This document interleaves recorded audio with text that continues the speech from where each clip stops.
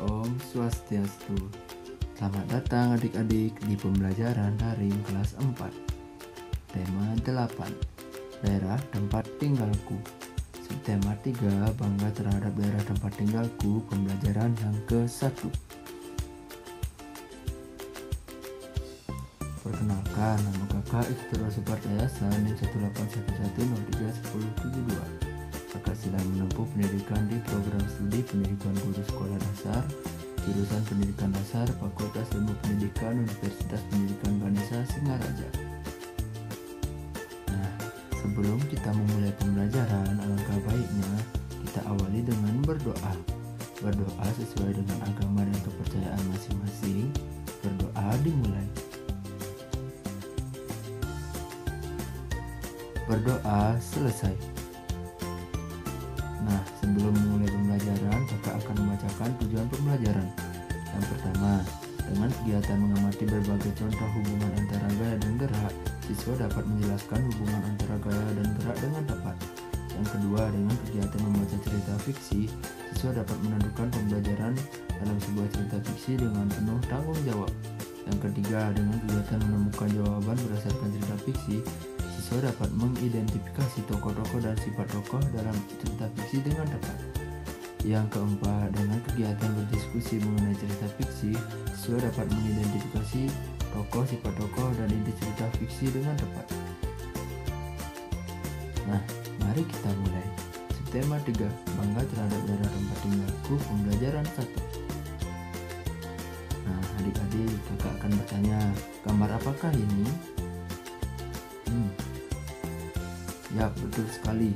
Ini merupakan gambar pedagang mie ayam. Nah, pedagang mie ayam ini sedang mendorong gerobaknya dalam perjalanan berjualan. Nah, dalam mendorong gerobak tersebut, pedagang ini memerlukan adanya tenaga untuk mendorong gerobak agar bisa berjalan. Nah, setelah mendorong, pada kegiatan mendorong tersebut, gerobak akan bergerak. Apa itu gerak? Gerak adalah proses perpindahan yang terjadi pada sebuah benda terhadap benda lainnya. Suatu benda hanya dapat dikatakan bergerak jika benda tersebut berpindah tempat ataupun berubah posisi.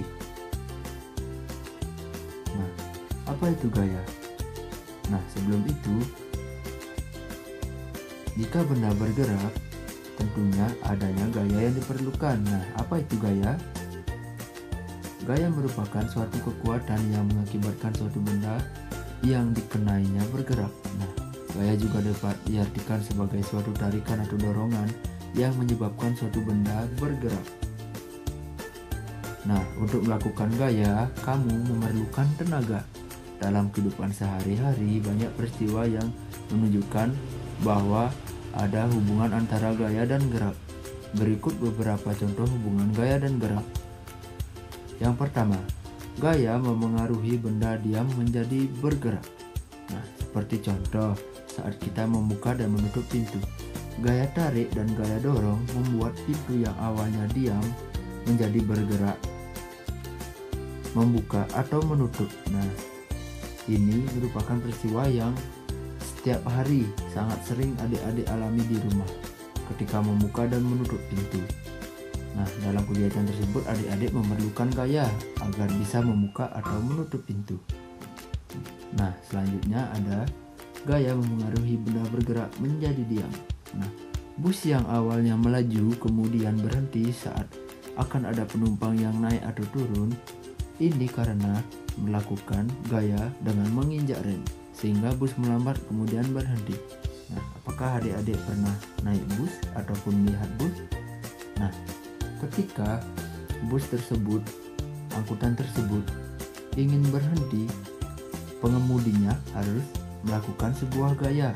Nah, gaya yang dilakukan berupa menginjak rem, sehingga bus pun melambat kemudian akan berhenti. Nah, ini merupakan gaya yang memengaruhi benda bergerak menjadi diam seperti bus tersebut. Selanjutnya, gaya memengaruhi perubahan bentuk benda. Nah, pada peristiwa ini, anak bermain plastisin dengan melakukan gaya membentuk berbagai bentuk dari plastisin. Dengan adanya gaya yang dilakukan, plastisin menjadi berubah bentuk. Nah, pernahkah adik-adik bermain plastisin? Nah, plastisin ini dapat dibentuk agar membentuk benda-benda lain seperti pada gambar membentuk orang-orangan, membentuk kuda-kudaan atau lainnya. Selanjutnya, gaya memengaruhi perubahan arah gerak benda. Nah, peristiwa perubahan arah gerak bola voli karena gaya yang diberikan pada bola voli. Pada peristiwa itu, bola dilambungkan ke atas sehingga bola bergerak ke atas, kemudian bola dipukul ke depan sehingga bola bergerak ke arah depan. Nah, seperti pada gambar. Apakah adik-adik pernah bermain bola voli? Nah, ketika bola voli datang dari arah lawan, kemudian pada kubu selanjutnya akan memblok bola tersebut atau membalikkan arah. Nah, itulah gaya yang mempengaruhi perubahan arah gerak benda. Nah, kita lanjut ke materi selanjutnya. Apa itu cerita fiksi? Apakah adik-adik pernah mendengar cerita fiksi? Ya, betul sekali. Cerita fiksi adalah karya sastra berisi berbagai cerita, rekaan, atau yang didasari fantasi dan bukan berdasarkan atas kejadian nyata. Cerita jenis fiksi berdasarkan daya imaji yang dibuat oleh sang pengarang. Nah, apa itu tokoh dalam cerita fiksi? Dalam cerita fiksi terdapat tokoh. Tokoh adalah orang yang menggambarkan suatu peristiwa dalam sebuah cerita yang diperankan. Para tokoh dalam cerita memiliki peranan masing-masing yang berbeda satu tokoh dengan tokoh lainnya. Pada dasarnya, tokoh dibedakan menjadi dua, yaitu tokoh utama dan tokoh tambahan atau pembantu. Tokoh utama adalah tokoh yang memiliki peranan penting dalam suatu cerita. Tokoh utama paling banyak diceritakan, baik sebagai pelaku kejadian maupun yang dikenai kejadian. Bahkan dalam novel-novel atau cerita tertentu, tokoh utama senantiasa hadir dalam setiap kejadian dan dapat ditemui dalam tiap halaman novel yang bersangkutan. Tokoh tambahan atau tokoh pembantu. Tokoh tambahan atau pembantu adalah tokoh yang memiliki peranan tidak penting atau tokoh yang mungkin jarang terlihat dalam suatu cerita. Nah, saatnya bercerita. Nah, kakak akan membacakan cerita yang berjudul Angsa dan Telur Emas Aesop. Alkisah.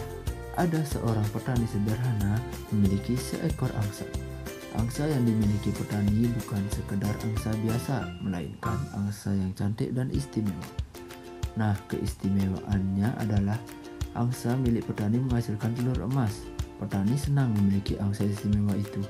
Setiap pagi, petani bisa mengambil telur emas di kandang. Petani membawa telur emas dari angsa miliknya ke pasar. Nah, petani menjual telur emas dengan harga tinggi. Dalam waktu singkat, petani berubah menjadi kaya. Kekayaan ternyata tidak membuat petani lebih bersyukur dan tetap rendah hati. Sebaliknya, kekayaan membuat petani serakah. Petani menginginkan angsa bisa menghasilkan telur emas lebih banyak lagi dalam waktu yang singkat. Petani tidak sabar dan ingin cepat menjadi orang kaya raya. Ketidaksabaran petani terhadap angsa miliknya muncul karena angsa hanya memberikan sebuah telur setiap hari. Petani merasa dia tidak akan cepat menjadi kaya dengan cara begitu.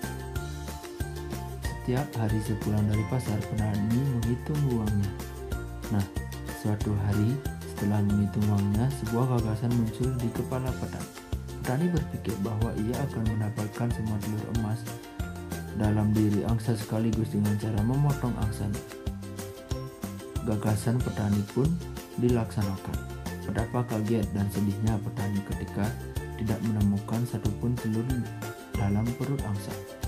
Angsa istimewanya terlanjur mati dipotong. Hanya penyesalan yang bisa petani rasakan.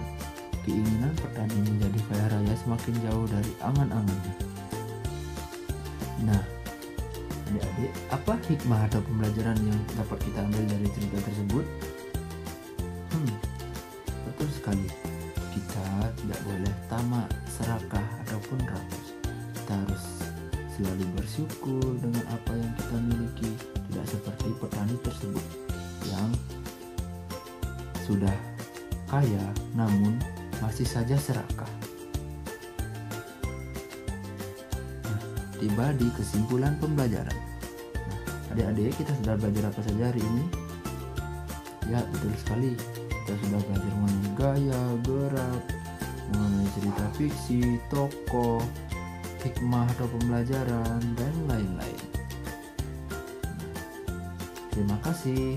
Sekian pembelajaran daring kali ini. Semoga bermanfaat.